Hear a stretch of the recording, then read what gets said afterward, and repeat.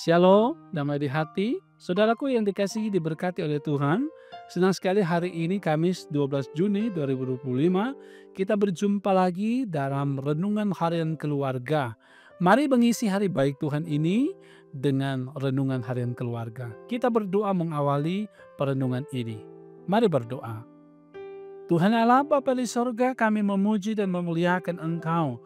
Sungguh Engkau Allah yang baik dan terus mengaruniakan hidup bagi kami. Kami sangat bersyukur atas kehidupan, kekuatan, kesehatan, umur panjang, pelayanan yang Engkau berikan dalam kehidupan kami, bahkan tugas tanggung jawab pekerjaan. Kami hendak mengawali hari baik ini, hari berkat Tuhan ini, dengan renungan harian keluarga, karena sesungguhnya firman Tuhan menjadi pelita hidup kami.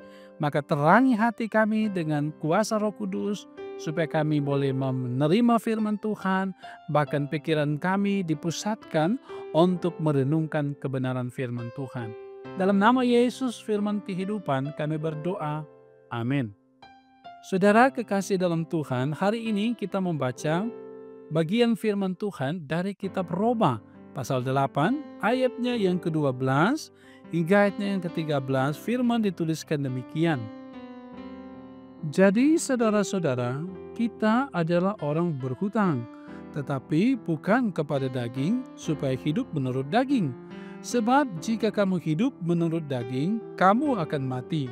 Tetapi jika oleh roh kamu mematikan perbuatan-perbuatan tubuhmu, kamu akan hidup. Demikian renungan bacaan firman Tuhan saat ini, merenungkannya dengan tema hidup menurut roh akan hidup. Keluarga Kristen yang dikasihi dan diberkati oleh Tuhan Yesus Kristus, setiap pilihan pasti punya konsekuensi.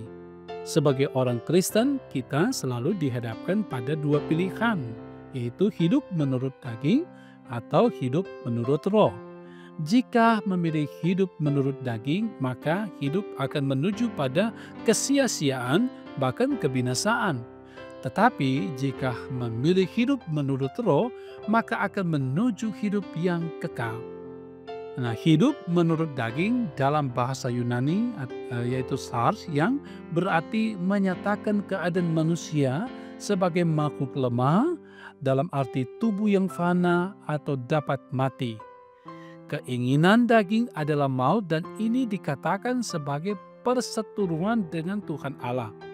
Perbuatan daging yang dimaksud adalah percabulan, kecemaran, hawa nafsu, penyembahan berhala, sihir, perseteruan, perselisihan, iri hati, amarah, kepentingan diri sendiri, percederaan, roh pemecah, kedengkian, kemampukan, pesta pora, dan sebagainya. Sebagaimana yang kita baca dalam Galatia 5 ayat 19 sampai 21. Nah, sedangkan hidup menurut roh adalah memikirkan hal-hal yang mendatangkan damai sejahtera dan kebaikan. Jika memilih hidup menurut roh, maka harus mematikan perbuatan daging, artinya menjauhi dosa sehingga akan hidup sebagai anak-anak Allah. Nah, keluarga Kristen yang dikasihi dan diberkati oleh Tuhan Yesus Kristus, hari ini tanggal 12 Juni sebagai warga gereja Masehi Injili di Minahasa, kita merayakan hari ulang tahun pekabaran Injil dan pendidikan Kristen yang ke-194. Suatu usia yang menandakan tentang kedewasaan dan kematangan sebagai suatu persekutuan gereja yang dituntun oleh Roh Kudus. Para zending telah menanamkan benih Injil di tanah Minahasa, dan benih itu terus berakar, bertumbuh, dan berbuah yang menghasilkan gereja yang solid dan eksis. Suka duka, pahit manis telah dilewati oleh Gemim dalam dinamika bergereja. Tetapi kuasa Roh Kudus tetap menyertai perjalanan gereja Tuhan, sehingga Gemim bisa menjadi gereja yang mengglobal atau global church. Api Injil terus menyala, menghasilkan gereja Gemim tetap mencintai dan mengasihi Tuhan. Nah, keluarga Kristen yang dikasihi dan diberkati oleh Tuhan Yesus Kristus, Roh Kudus yang akan terus menuntun gereja Masehi Injili di Minahasa untuk tetap hidup menghasilkan buah-buah roh. sehingga Gemim terus diberkati dan menjadi berkat bagi banyak orang. Di usia pekabaran Injil dan pendidikan Kristen ke-194 ini, mari kita senantiasa berdoa supaya Roh Kudus menuntun warga Gemim untuk menampilkan cara hidup sebagai anak-anak Allah dalam panggilan tugas bersekutu, bersaksi, dan melayani. Tuhan memberkati. Amin.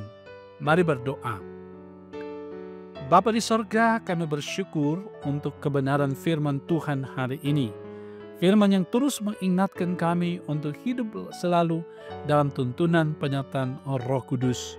Karena dengan hidup dalam Tuhan kami memperoleh kehidupan kekal, tapi ketika kami menuruti kehidupan dalam daging, maka kebinasaan menjadi bagian kami.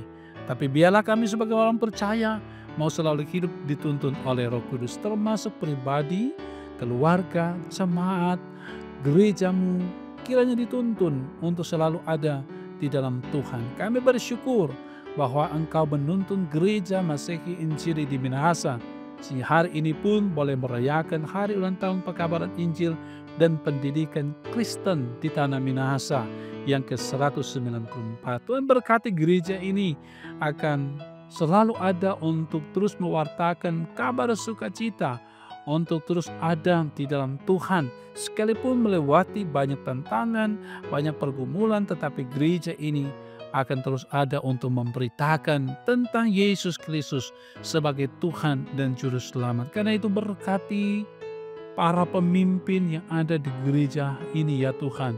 Baik di sinode, di wilayah, di jemaat-jemaat diberkati, termasuk di dalamnya Jemaat Maranatha Pas Selatan. Tuhan berkati.